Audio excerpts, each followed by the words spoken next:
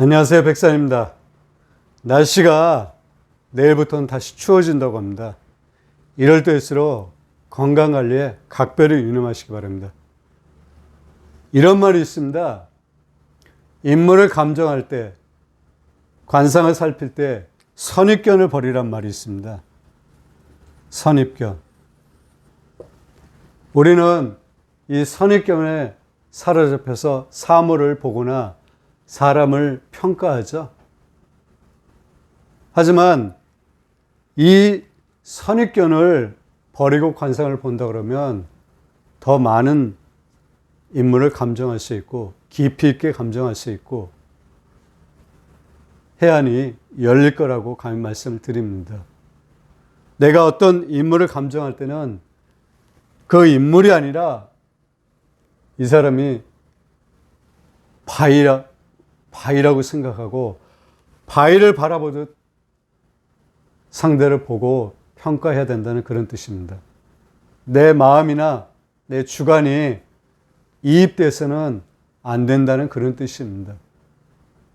이것은 관상뿐만이 아니라 세상을 살아가는 이치도 마찬가지입니다. 세상을 바라볼 때도 이 선입견을 버리고 바라보는 것은 굉장히 어렵습니다. 하지만 선입견을 버리고 사람을 평가한다 그러면 내 삶의 질이 달라지고 내 생활이 많이 윤택해집니다. 그리고 상대를 더 정확하게 바라볼 수 있고 세상의 이치를 꿰뚫어 볼 수 있는 그런 해안이 열린다고 감히 말씀을 드립니다. 관상을 보기에 제가 서두에 이런 말씀을 드리죠. 그러면 보시는 분에 따라서 저를 좋게 평가할 수도 있고 그렇지 않게 평가할 수도 있습니다. 이렇게 좋은 말씀을 드린다고 해서 저를 달리 보시는 분들도 계실 것입니다. 그것 하나의 선입견일 수가 있습니다. 비춰지는 게 전부는 아닙니다. 우리가 오해하는 부분도 굉장히 많죠. 저하고 여러분하고 영상 속에서 만나 뵙고 저를 나름대로 평가하실 것입니다. 그게 선입견에 사로잡혀서 저를 평가할 수도 있습니다. 그렇지 않은 분도 물론 계십니다. 그래서 항상 선입견을 버리는 그러한 태도로 바라보는 게 좋다고 감히 말씀을 드립니다. 이분은 변호사이자 가로세로 연구소 소장인 강영석 씨입니다. 올해 52세입니다. 오늘은 강영석 씨 관상에 대해서 한번 연구를 하고 여러분하고 저하고 한번 공감대를 한번 형성해 보겠습니다. 얼굴 한번 사진 제가 2장을 준비했습니다. 이 사진은 측면 사진입니다. 그 옆에 제가 독수리를 준비했습니다. 강영석 씨는 무령관상이 독수리상입니다. 무령관상이란 것은 강영석 씨 이 얼굴 모습에 이 독수리 얼굴이 들어있다는 것이죠. 독수리를 닮았다는 것입니다. 그래서 이 해당 동물의 그러니까 독수리상을 타고나게 되면 운명적으로 어떤지를 한번 지금부터 살펴보겠습니다. 독수리란 동물에 대해서 먼저 살펴보겠습니다. 독수리는 맹금류죠. 맹금류는 사나운 동물이라는 그런 뜻입니다. 용감하고 사나운 동물. 맹금류 중에 최상에 존재합니다. 위치에. 여기에 속해 있죠. 상류층입니다. 인간도 똑같죠. 이렇게 피라미드 구조가 있죠. 상류, 중류, 하류. 이런 구조가 아닙니다. 평행한. 그래서 하늘의 재앙이라고 제가 적어놨습니다.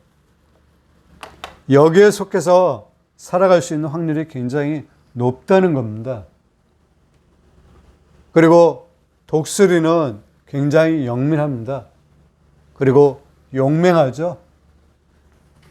이 독수리 얼굴 한번 보십시오. 용맹하게 생겼습니다. 그리고 눈이 쏘아보는 듯하다. 눈 한번 보십시오. 그래서 독수리상의 특징이 눈을 보면 눈이 쏘아보는 듯한 그런 눈입니다. 이 눈 한번 보십시오. 매섭습니다. 어떻게 보면 섬찟합니다, 눈이. 그리고 독수리 네 번째, 이제 밝다. 이제라는 것은 돈이죠. 이제에 굉장히 밝은 그러한 특징을 갖고 있습니다. 그리고 독수리상은 진취적이고 이상이 높다. 그리고 여섯 번째, 힘으로 상대를 제압하려고 한다. 워낙 이 독수리라는 동물이 강하기 때문에 그렇습니다. 독수리는 먹이를 사냥할 때 하늘에서 내려 꽂죠. 그래서 발톱으로 움켜잡습니다. 아구 힘이 굉장히 좋습니다. 이러한 특징하고 습성을 갖고 있습니다. 그러면 왜 이것을 우리가 살펴보냐면 강영석 씨가 독수리상이라면 이러한 특징을 갖고 있다는 것입니다. 그렇다고 전부 다 갖고 있는 것은 아닙니다. 이러한 특징을 이분이 본인이 의식하든 의식하지 않든 이러한 특징을 갖고 있어서 생활하면서 그게 드러난다는 것입니다. 그게 바로 무령관상입니다. 그래서 해당 동물의 습성하고 특징을 반드시 살펴봐야 됩니다. 얼굴을 지금부터 한번 살펴보겠습니다. 이마, 좋은 이마입니다. 그리고 특징 한번 보십시오.